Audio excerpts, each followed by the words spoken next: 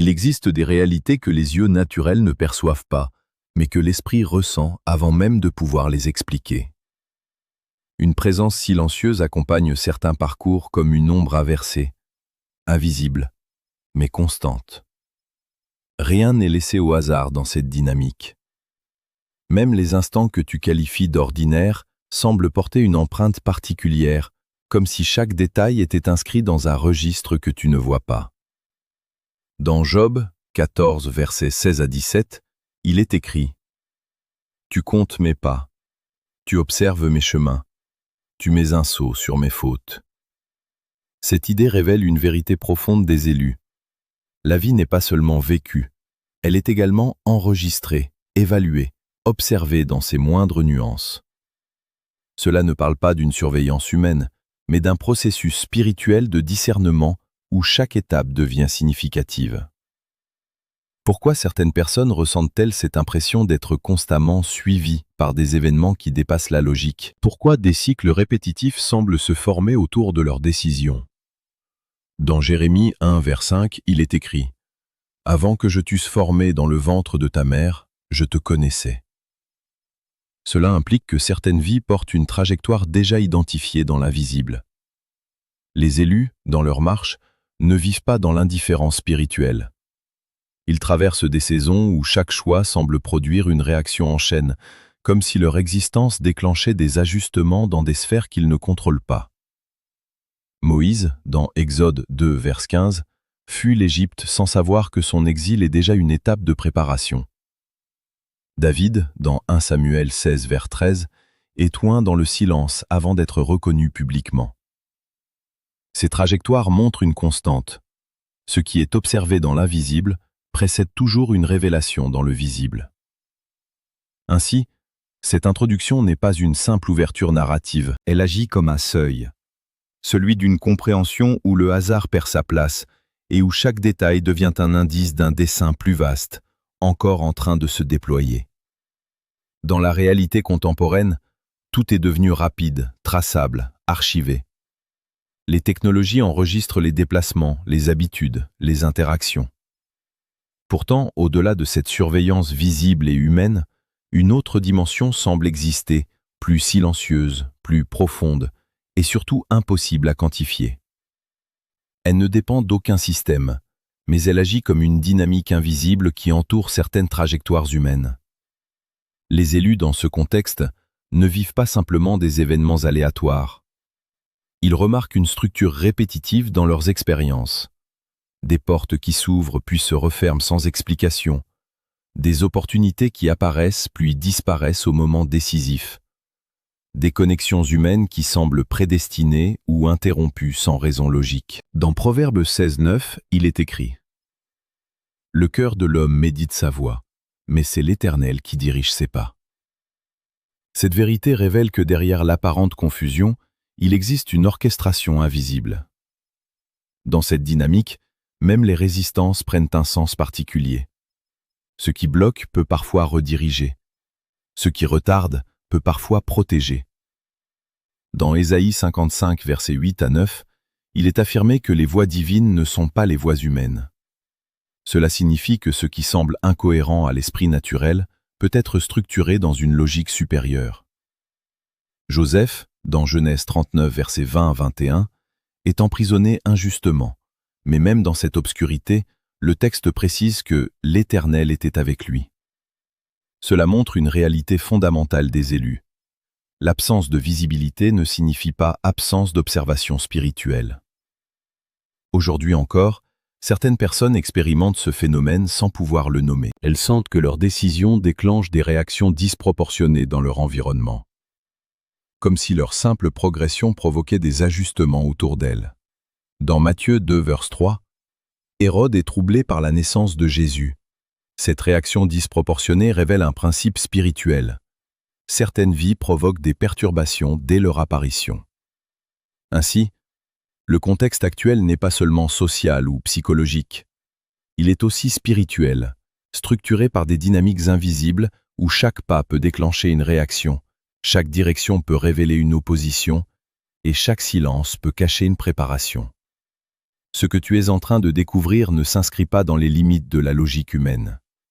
Certaines réalités ne peuvent pas être comprises par l'analyse rationnelle seule, car elles appartiennent à une dimension où le visible n'est qu'un reflet du processus invisible. Dans cette dynamique, certaines vies ne sont pas simplement vécues, elles sont suivies, éprouvées, et parfois même contestées dans des sphères que l'on ne perçoit pas naturellement.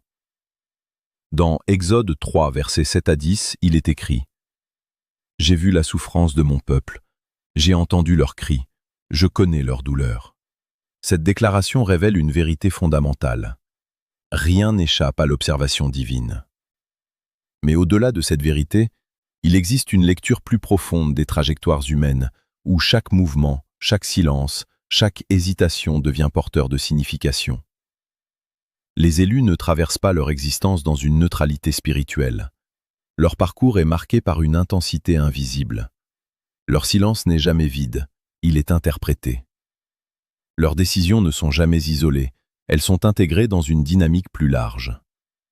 Dans 1 Samuel 16, verset 7, il est écrit « L'homme regarde ce qui frappe les yeux, mais l'Éternel regarde au cœur. » Cela signifie que l'évaluation ne se fait pas sur l'apparence, mais sur la profondeur. Moïse, dans Exode 2, versets 11 et 12, agit avant même de comprendre pleinement sa mission. Son geste impulsif devient une étape dans une trajectoire prophétique. Même dans son exil en Madian, dans Exode 3, verset 1, il n'est pas abandonné. Il est en préparation silencieuse. Cela montre que les périodes d'incompréhension ne sont pas des absences de sens, mais des espaces de transformation. Dans Matthieu 4, verset 1, Jésus est conduit dans le désert pour être tenté. Rien n'est visible aux yeux des hommes, mais chaque instant est une confrontation spirituelle. Le désert devient un lieu d'évaluation, non pas pour condamner, mais pour révéler la solidité intérieure. Dans Deutéronome 8, verset 2, il est rappelé que le désert sert à éprouver ce qui est dans le cœur. Ainsi, les élus vivent souvent des saisons où tout semble figé, comme si le temps lui-même ralentissait leur progression. Mais en réalité, chaque retard apparent est une vérification de trajectoire. Chaque silence est une analyse de stabilité. Chaque blocage est une sélection invisible entre ce qui doit rester et ce qui doit être retiré. Ce que tu appelles retard peut être une protection contre une direction prématurée. Ce que tu appelles échec peut être une redirection stratégique. Ce que tu perçois comme une perte peut être une séparation nécessaire pour préserver ton alignement. Dans Romains 8, 28, il est écrit « Toute chose concourt au bien de ceux qui aiment Dieu ». Cette affirmation révèle que même ce qui semble incohérent participe à une architecture plus grande. Ainsi, ce message n'est pas simplement une explication. C'est un appel à reconnaître que derrière chaque événement de ta vie, visible ou invisible, se cache un processus d'ajustement, de tri et de révélation destiné à conduire les élus vers leur véritable position. Prends un instant et observe honnêtement ton parcours. Pourquoi certaines situations semblent revenir encore et encore malgré les changements de lieu, de personnes ou de saisons de vie? Pourquoi as-tu parfois l'impression de revivre les mêmes confrontations, les mêmes blocages, les mêmes portes fermées sous des formes différentes? Cette répétition n'est pas toujours un hasard, elle peut être un langage. Dans Psaume 139, versets 1 à 3, il est écrit « Éternel, tu me sondes et tu me connais. Tu pénètres de loin ma pensée. Tu observes tous mes chemins. » Cette vérité introduit une compréhension essentielle. Rien de ce qui te concerne n'est hors du regard divin, même ce que tu ne comprends pas encore toi-même. Chaque détail de ton parcours est déjà lu avant d'être vécu. Mais il existe une dimension plus profonde encore, celle de la perception intérieure. Les élus ne vivent pas seulement des événements, ils ressentent des mouvements subtils dans leur esprit, comme une tension constante qui les pousse à évoluer, à comprendre, à se repositionner. Cette sensation de pression invisible n'est pas toujours un poids négatif. Parfois, c'est une forme d'ajustement progressif. Dans Malachie 3, vers 3, il est écrit que l'or est affiné et purifié. Cela implique un processus où la chaleur ne détruit pas, mais révèle. De la même manière, Certaines répétitions dans la vie ne sont pas destinées à te bloquer, mais à faire ressortir ce qui est stable en toi et ce qui ne l'est pas. Job traverse cette réalité dans Job 23 vers 10. Mais il connaît la voie où je me tiens. S'il m'éprouve, je sortirai pur comme l'or. Cette déclaration révèle une logique spirituelle. L'épreuve n'est pas une fin, mais un filtrage de transformation. Ainsi, l'observation de ta vie ne se limite pas à des événements extérieurs. Elle touche aussi ta réaction intérieure. Comment réagis-tu lorsque tout semble te ralentir? Que deviens-tu lorsque personne ne valide tes efforts? Quelle est ta posture lorsque rien ne bouge autour de toi, mais que quelque chose en toi insiste pour continuer? Car dans cette dynamique, tes réactions ne sont pas neutres. Elles révèlent ton niveau de stabilité intérieure. Elles montrent si tu es influencé par les circonstances ou structuré par une conviction plus profonde. Dans Romains 5, 3 à 4, il est écrit que la tribulation produit la persévérance produit le caractère, et le caractère produit l'espérance.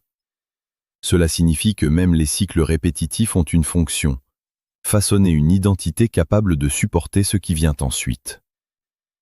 Les élus comprennent progressivement que l'invisible n'est pas seulement un espace d'observation, mais un espace de formation. Et dans cet espace, chaque silence, chaque attente et chaque répétition devient un miroir révélant leur véritable préparation intérieure. L'histoire des Écritures révèle un principe constant. Les vies destinées à un impact profond ne se développent jamais dans l'oubli total. Elles traversent des phases où elles sont vues, testées, évaluées, parfois incomprises, mais jamais ignorées dans leur trajectoire spirituelle. Joseph en est une illustration frappante. Dans Genèse 37, versets 23 à 24, il est saisi par ses propres frères, dépouillé de sa dignité, puis jeté dans une fosse. À première vue, c'est une disparition, une chute brutale, une fin silencieuse. Pourtant, dans la logique divine, ce moment marque le début d'un repositionnement. Ce que les hommes appellent rejet devient en réalité un mécanisme de déplacement vers une destinée plus vaste, comme le confirme Genèse 50, verset 20. Vous aviez projeté de me faire du mal, Dieu l'a changé en bien. David suit une dynamique similaire. Dans 1 Samuel 16, versets 11 à 13, il n'est même pas considéré au départ. Il est dans les champs, loin des regards humains, mais pleinement visible dans le processus spirituel. Son invisibilité sociale contraste avec sa visibilité divine. Il n'était pas ignoré, il était observé dans sa constance. Chaque action dans le silence préparait son autorité future. Jésus lui-même traverse une forme d'observation constante. Dans Luc 6, verset 7, les pharisiens l'observent attentivement, non pour comprendre, mais pour trouver une faille. Pourtant, cette surveillance ne produit aucune faiblesse en lui. Elle révèle plutôt la solidité de sa mission.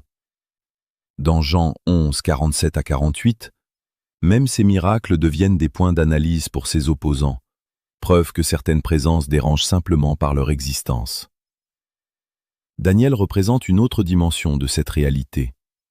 Dans Daniel 6, verset 10, malgré le décret du roi et la surveillance permanente, il continue de prier comme à son habitude. Sa fidélité dans l'invisible devient la clé de sa délivrance visible. Le fossé des lions n'est pas une fin, mais une validation. Ces récits montrent une constante spirituelle. Les élus ne sont jamais totalement hors du champ d'observation, mais cette observation n'a pas toujours une intention négative. Elle agit souvent comme un filtre de révélation. Elle sépare ce qui est superficiel de ce qui est authentique. Dans la perspective des élus, cette réalité se manifeste encore aujourd'hui. Certains ressentent une intensité particulière autour de leurs décisions, comme si chaque choix produisait une réaction dans leur environnement visible et invisible. Mais les Écritures montrent que cela n'est pas un signe d'échec, plutôt une preuve de positionnement spirituel. Dans 1 Pierre 1, verset 7, il est écrit que la foi est éprouvée comme l'or par le feu. Cela confirme que l'observation, l'épreuve et la pression ne sont pas des destructions, mais des processus de validation. Ainsi, Joseph, David, Jésus et Daniel ne sont pas seulement des personnages historiques, ils deviennent des modèles de compréhension. Des vies observées non pour être détruites, mais pour être révélées dans leur véritable dimension. Lorsqu'une personne ignore la dimension invisible qui accompagne certains parcours, elle peut rapidement entrer dans un état de confusion profonde. Les événements cessent d'avoir du sens, les répétitions deviennent lourdes à porter, et l'interprétation de la vie se réduit uniquement à ce qui est visible. C'est là que commence un glissement intérieur dangereux. Croire que l'on est bloqué, oublié ou abandonné. Pourtant, dans une lecture plus spirituelle des Écritures, le danger principal n'est pas d'être observé ou traversé par des saisons complexes. Le véritable danger est de ne pas discerner la signification de ce qui est vécu. Dans Proverbe 4, verset 7, il est écrit « La sagesse est la chose principale, acquiert la sagesse. » Cela implique que sans compréhension, même les processus les plus bénéfiques peuvent être mal interprétés. Beaucoup d'individus perdent leur position non pas parce qu'ils n'étaient pas sur la bonne voie, mais parce qu'ils ont mal interprété la pression du chemin. Dans Hébreux 12, verset 1, il est rappelé de persévérer dans la course avec patience, ce qui signifie que l'interruption prématurée du processus conduit souvent à la perte d'un accomplissement déjà proche. Les élus, dans leur parcours, peuvent traverser des phases où tout semble figé. Mais ces moments ne sont pas vides. Ils sont chargés d'un travail invisible. Dans Ésaïe 30, verset 18, il est écrit que Dieu attend pour faire grâce, ce qui indique que certaines pauses ne sont pas des absences d'action, mais des ajustements de timing. L'urgence réelle est intérieure. Elle ne concerne pas les circonstances, mais la lecture que tu fais de ces circonstances. Deux personnes peuvent vivre la même situation et en tirer des destins totalement opposés.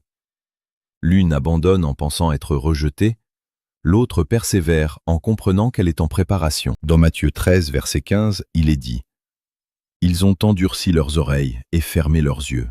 Cela montre que la perception peut être altérée au point de rendre invisible ce qui est pourtant actif. Ainsi, ce que tu appelles retard peut être une protection contre une exposition prématurée. Ce que tu interprètes comme silence peut être une phase de construction interne. Et ce que tu ressens comme détour peut être une redirection stratégique vers une version plus alignée de ton destin. Le risque n'est donc pas l'inconfort du processus, mais la mauvaise interprétation de celui-ci. Car dans le monde des élus, la compréhension est souvent ce qui détermine la persévérance, et la persévérance détermine l'accomplissement. Ne te bats pas contre ce que ton esprit n'arrive pas encore à décoder. Certaines saisons ne demandent pas une réaction immédiate, mais une compréhension progressive. Le discernement n'est pas une émotion, c'est une maturité qui se construit dans la constance et la patience. Dans 2 Corinthiens 5, 7, il est écrit « Car nous marchons par la foi et non par la vue ». Cela signifie que la stabilité intérieure ne dépend pas de ce que tu vois, mais de ce que tu crois profondément, même lorsque tout semble silencieux ou incompréhensible.